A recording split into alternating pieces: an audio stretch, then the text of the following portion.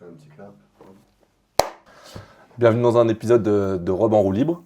Aujourd'hui, mon invité, quelqu'un de particulier, pas juste un coéquipier, quelqu'un qui est là de bien avant moi, qui a grandi ici, qui a tout donné pour ce club et qui va malheureusement nous quitter. Bienvenue Lubin. Merci. Avant de commencer, comme d'habitude, là, les questions. Qui es-tu? D'où viens-tu? Et quel a été ton parcours scolaire?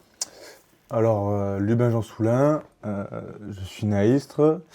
Je suis à Istres depuis maintenant 11 ans. Je suis arrivé au club en moins de 14. Et donc, mon parcours scolaire, bac ES.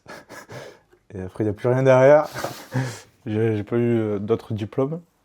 Et voilà. Ton visage quand même J'envisage, ouais, je prends un peu le temps, je réfléchis. en pleine réflexion. Voilà, c'est ça. Ça marche. Je vais un peu retracer ton parcours. Déjà, tu peux nous dire où tu as commencé le hand et comment c'est venu, quoi. Bah alors j'ai commencé le hand à Miramas, je pense que j'ai dû commencer en baby hand, de ce que je me souvienne. Enfin je m'en souviens pas trop, mais ensuite j'ai fait toutes mes classes à Miramas jusqu'à moins de 14 où mon père a décidé de venir à Istres pour entraîner. Donc j'ai dû le suivre.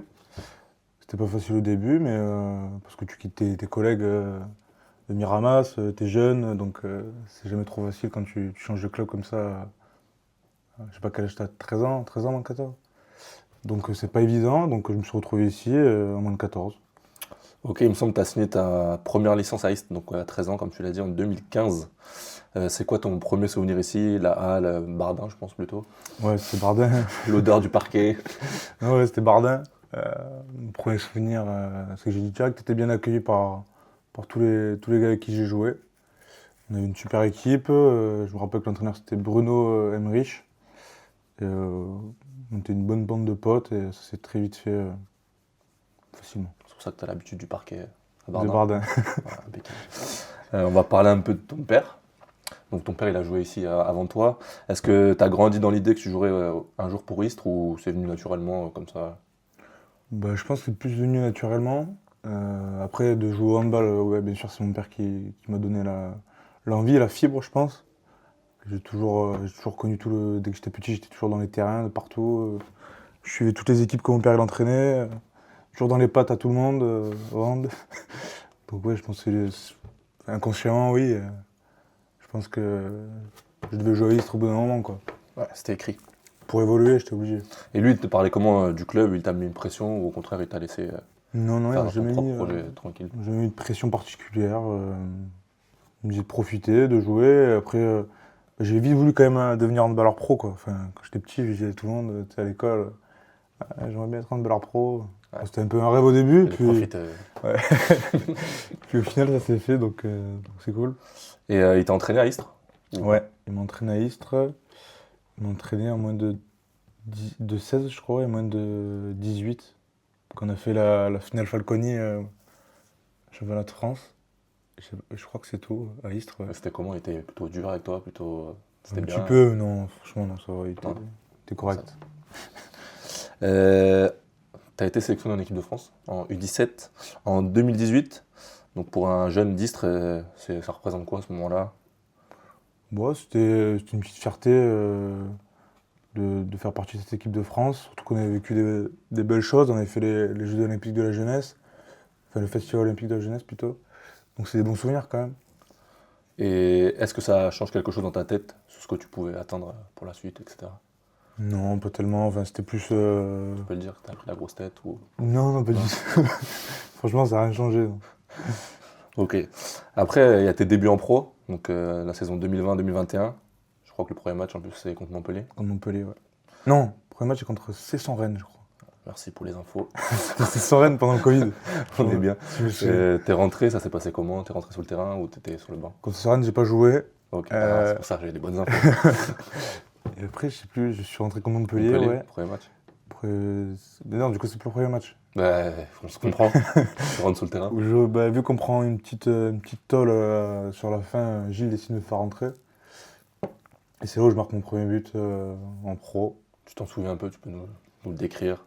Ouais, c'est Calex Gérin qui était avec moi, qui jouait demi-centre, qui m'avait fait une annonce un peu pour moi, qui m'a fait plaisir. J'avais fait un vieux tir à 7,50 m, On 8 a mètres. plu. Non, un petit tir nul un peu. Et Ça c'est mon passe. premier but. Impeccable. Donc il y a la saison avec Bastien Sismondo, notre coach actuel, et la montée en N1. Donc ça c'est saison 2021-2022, Ouais, c'est ça. c'est ça. Vous montez en N1 la saison-là, et ça représente quoi cette saison pour toi C'était une sacrée saison parce qu'on avait une belle équipe quand même. Il y a presque tous les mecs de l'équipe qui ont fini pro par la suite. Ouais. On était quand même solide et je crois qu'on n'a pas perdu de match. Et tu t'entraînais avec les pros Ouais, toute la saison? je doublais tout le temps. Et je faisais les matchs avec les pros le vendredi ou le jeudi. Et après, je basculais avec le centre Ok, le week-end. ok. Et le fait de t'entraîner avec les pros, ça t'a fait franchir un cap sur cette année-là? Ouais, je pense que s'entraîner avec les pros, quand même, c'est important pour évoluer.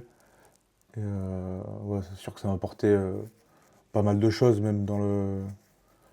Je sais pas comment dire, mais tu vois des grands, enfin, t'es un peu impressionné, donc tu redescends un peu vite, quoi. Ouais. Tu te dis que tu es pas Équipe arrivé. de France, et après, Là, tu te dis que tu es vraiment pas, quoi. petite baffe. Après, on passe sur la saison 2022-2023. Du coup, tu marques 26 buts en 24 matchs et tu as ton premier contrat professionnel.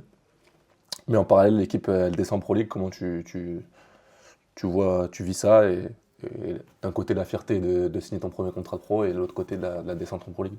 Bah, vu que je signe mon premier contrat pro, descendre en Pro League, c'était pas non plus très grave en soi. Vu que j'allais peut-être un peu plus avoir de temps de jeu, un peu plus pour progresser. Donc en soi, la descente en Pro League, elle fait pas. Personnellement, elle me fait pas tant mal. Ouais. Mais, Pour avoir plus de temps de jeu. ouais, voilà. Ok. On passe directement à la saison 2023-2024, du coup. 65 buts cette fois. Donc tu fais une belle saison et en plus il y a la montée à la clé. Tu t'y attendais toi à cette montée et à ce niveau que tu as eu pendant la saison? Bah, vu l'équipe et tout, quand même, je me disais qu'on avait quelque chose à faire quand même pour vite revenir en D1. Et je pense que ça a été une année incroyable. Quand tu gagnes, de toute façon, c'est toujours mieux. C'est l'année-là que tu as perdu contre le grand Courmont d'Auvergne ou... Ouais, Sympa. c'est vrai que c'était pas facile cette défaite, mais. Non, mais franchement, c'était une année incroyable. Que des bons mecs. C'était parfait. Cette saison-là, tu côtoies Vincent Gérard, donc gardien, on ne présente plus, champion du monde, légende du handball français. La première fois que tu l'as vu là, aller en tant que coéquipier, t'étais impressionné? Impressionné, non, mais beaucoup de respect quand même. Parce que bon, c'est un monsieur hein, dans le hand. Et impressionné par son travail. Le mec, il joue à Istres, il a joué dans les meilleurs clubs du monde.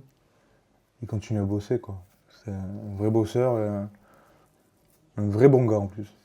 Et à l'entraînement, c'était comment de bosser avec lui au quotidien? Il t'a appris des choses, il t'a conseillé, etc. Ouais, il m'a engueulé quelques fois. Une fois, j'ai fait chier dans la tête. Je me suis fait engueuler. Mais non, sinon, oui.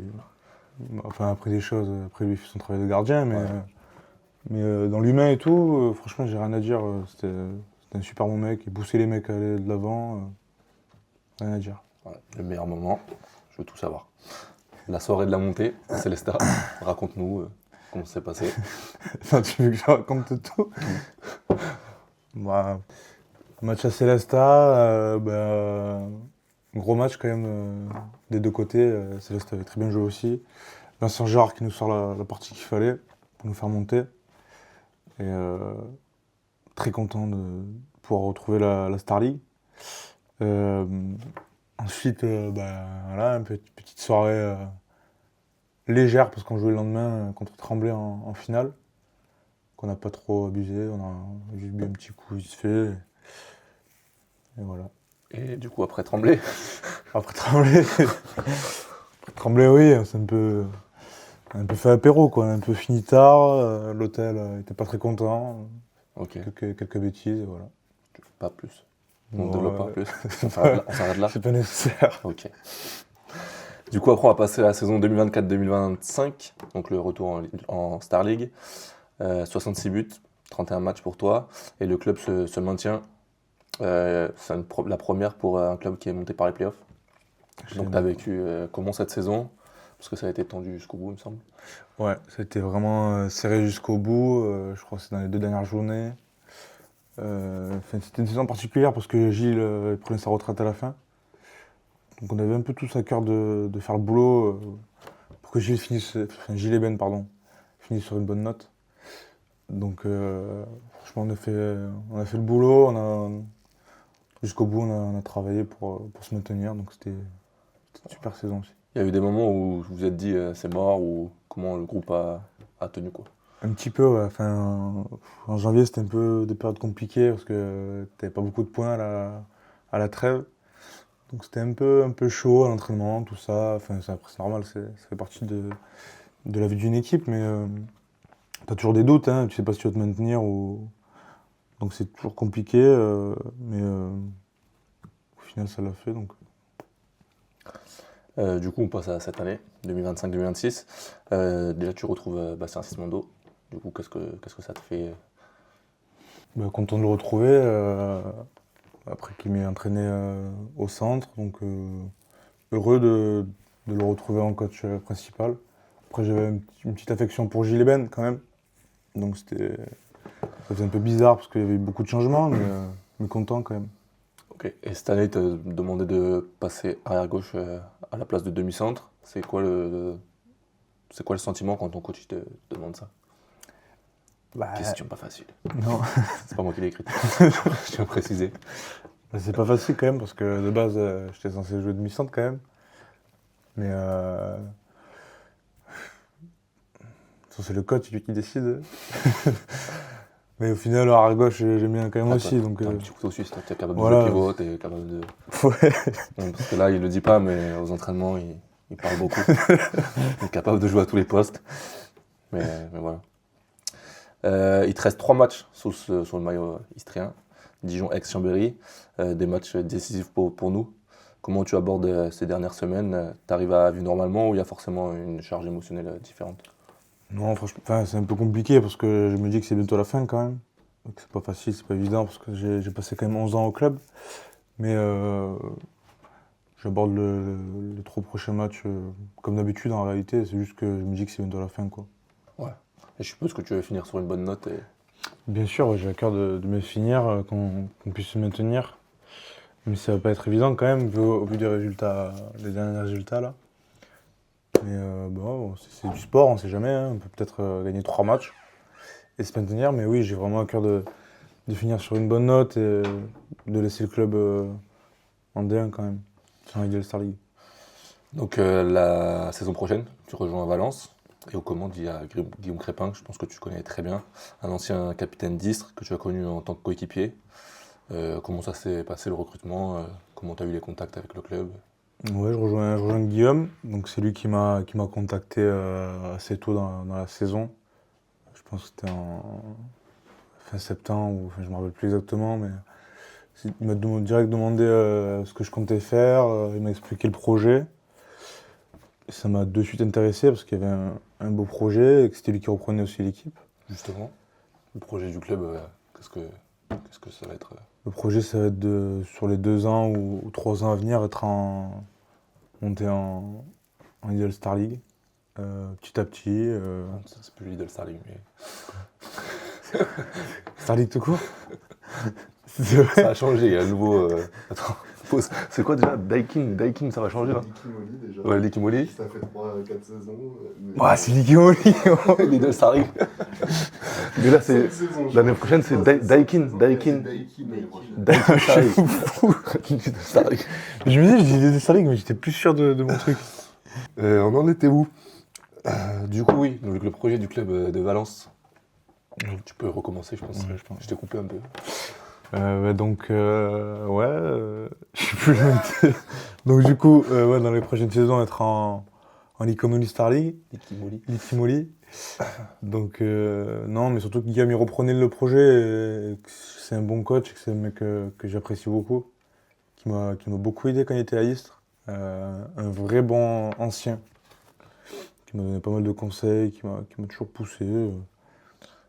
Et t'appréhendes un peu la relation que vous allez avoir, parce que je pense que ça va pas être la même que quand il était ici et que vous étiez coéquipier. Non, je pense que ça va bien se passer parce que il a déjà coaché des joueurs avec qui il a joué, et c'est toujours très bien passé. Je pense qu'on va savoir faire la part des choses. on va plus être aussi proche. Ça va être mon coach, quoi. Donc c'est plus mon coéquipier. Moi, j'ai une petite question personnelle. Qu'est-ce que ça va faire de vivre sans Thomas Martinon? Ouais, toi, Martinon, ouais, ça fait quelques temps qu'on se côtoie quand même maintenant. On a passé des bons moments et c'est pas fini, hein, on se reverra, je pense, hein. J'espère. J'espère quand même. Non, c'est une vraie belle amitié. Ouais, c'est sûr que ça va pas être évident parce qu'on était à Jeune 4 ensemble, donc on se reverra quand même. Il habite à Lyon, c'est pas loin de Valence. Ça va. Du coup, mardi 2 juin, face à Aix, ça sera ton dernier match à la Polyvalente.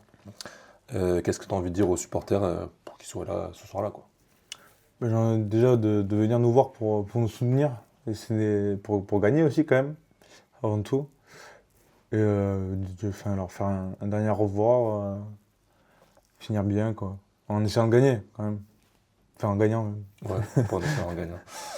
Donc voilà, c'était Lubin Jean Soulin, enfant du club, près de 200 buts sous ce maillot, 2 promotions et une fidélité rare dans le bal professionnel moderne. Merci d'être passé chez Rebond Roue Libre. Merci à toi. Et je pense au nom du club, merci pour tout ce que tu as fait pour le club.